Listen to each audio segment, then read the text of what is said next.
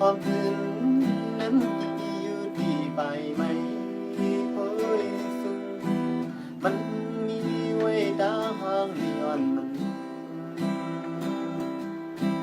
เดินแรงอยู่เหลือกังเอาเขามีตาห่างลีมันน้ำอ่อนเลยเนื้อกี่ลอยก็มีที่กัดเย็นใส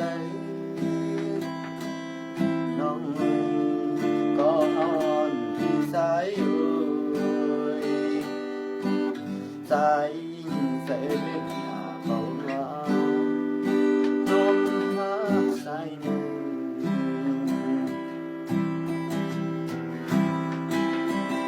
เพื่อนเขาอยู่เลยเมากับสาวอ่อนน้องก็เลี้ยงน้ำน้องสองมันสองลองน้ำเสียมในได้มากินยาบใสความเป็นทางเส้นสายไหลแล้วก็ลองไปมองสู่น้องมวยก็อ่านที่สายสายเลือดบอกว่าน้อมหักสายใน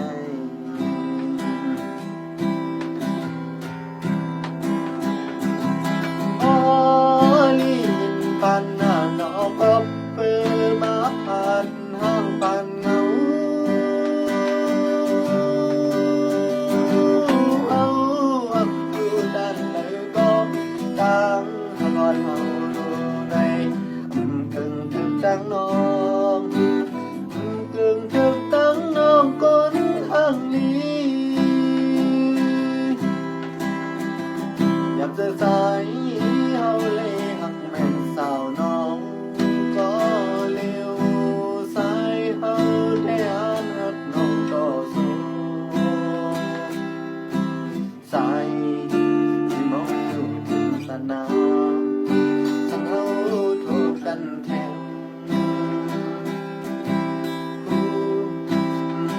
ตั้งสิ้นสายไหลลักลอบไปมองสู่น้องมวย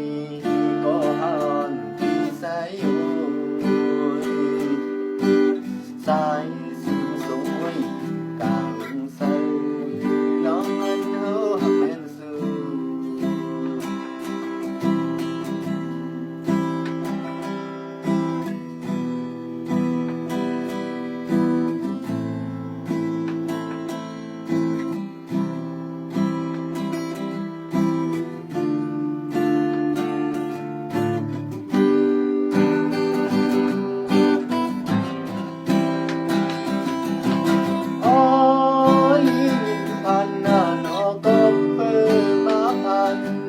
ปันเงา